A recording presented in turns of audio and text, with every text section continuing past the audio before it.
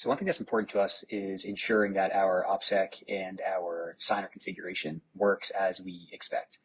So we made this easy to do. You can go to settings and jump to passkeys. Let's start here. So this lists the passkeys that you have associated with your account, which allows you to sign transactions. So let's verify my Chrome passkey.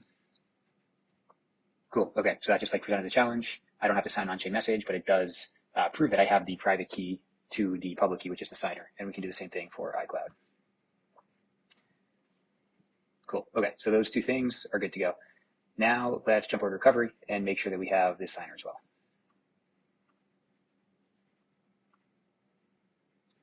Okay, signature requests. Got it. Confirm. Okay, great. And then you can see that was just verified a minute ago. So peace of mind is hard to come by, especially in this space. And we think there's a lot more that we can do to help folks using Teams sleep better at night and make sure that their OPSEC is configured properly.